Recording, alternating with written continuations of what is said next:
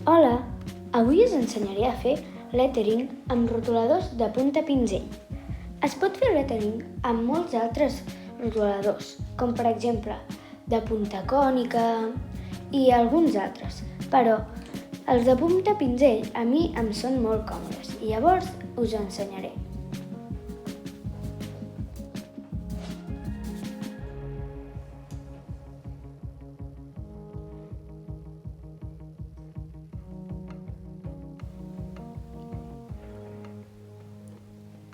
El lettering és aquest tipus de lletra, el que esteu veient ara mateix a la pantalla.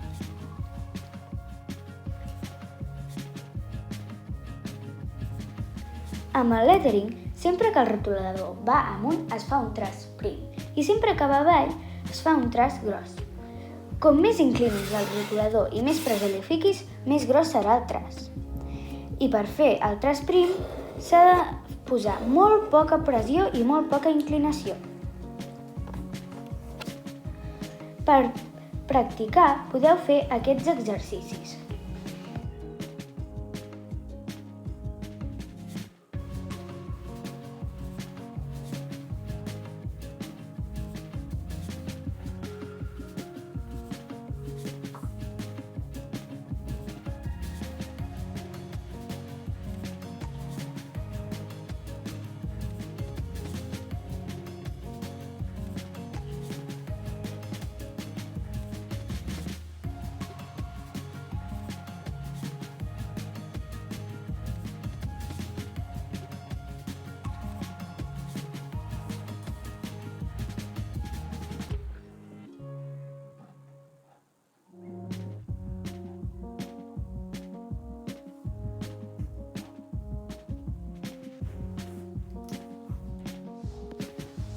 I sobretot, recorda que sempre que el traç vagi amunt ha de ser petit, prim, i sempre que vagi avall ha de ser gros.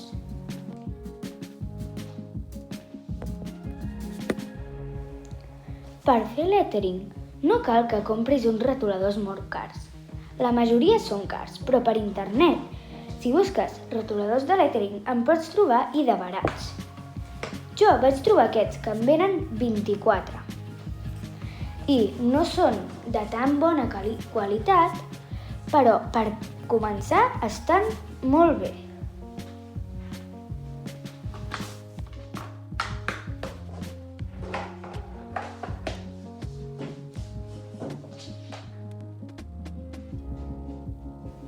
L'únic dolent és que quan fas el traç gros, alguns espais queden una mica blancs, però després amb el rotulador pots passar per sobre i ja està. O sigui que aquest problema no és gaire important. I això passa perquè els pèls se separen. Això és com un pinzell de veritat, però no has de sucar la pintura.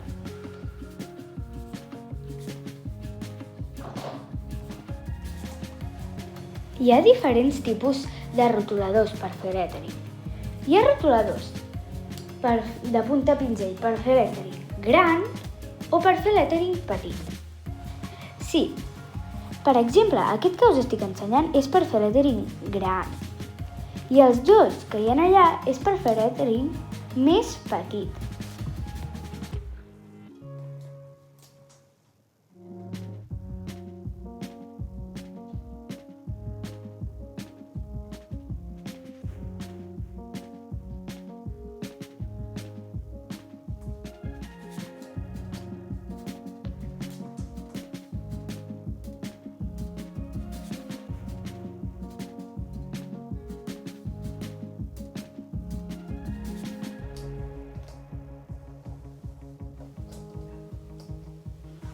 La punta del rotulador per fer lettering petit és una mica diferent. És així, però també és de punta pinzell.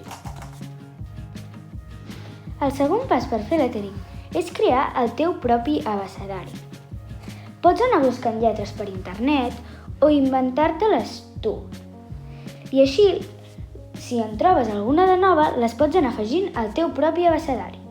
Una cosa molt guai del lettering és que les lletres poden ser com tu vulguis. Quan dic que les lletres poden ser com tu vulguis és que li pots afegir detallets. Però, això sí, han de ser de l'idioma que tu facis servir, perquè si no, no entendràs el que has escrit. Ara faré com una guia.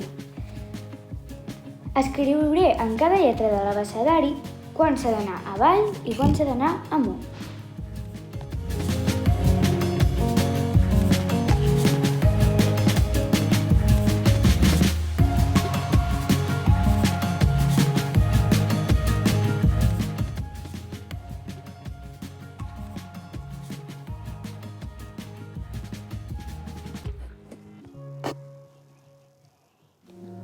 Una cosa que mai has de fer, però mai, és escriure amb la punta del pinzell.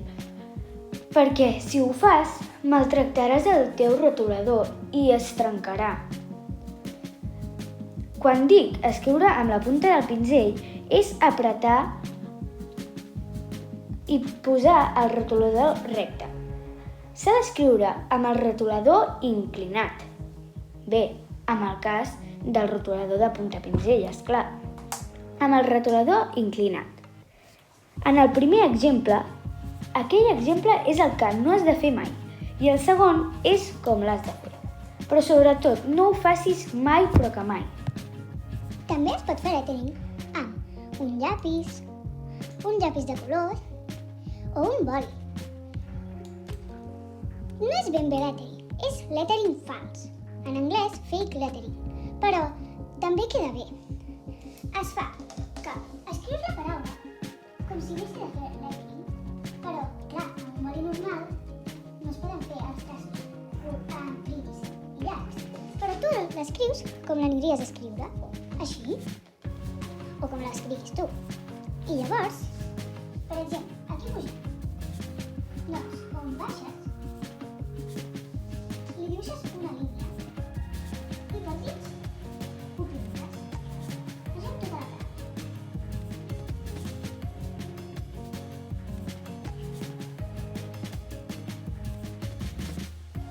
Així. I sembla lettering, però en realitat no ho és.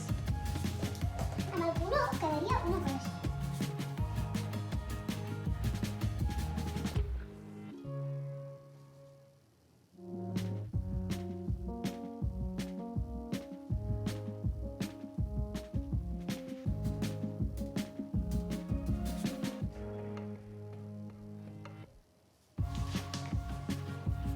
Inclús si no ho pinteu, pot quedar bé.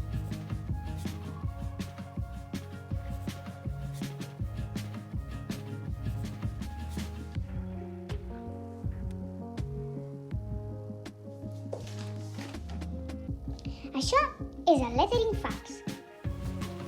Si encara no t'ha quedat gaire clar de què és el lettering, en resum, és un tipus de cal·ligrafia, un tipus de lletra, que a mi m'agrada molt.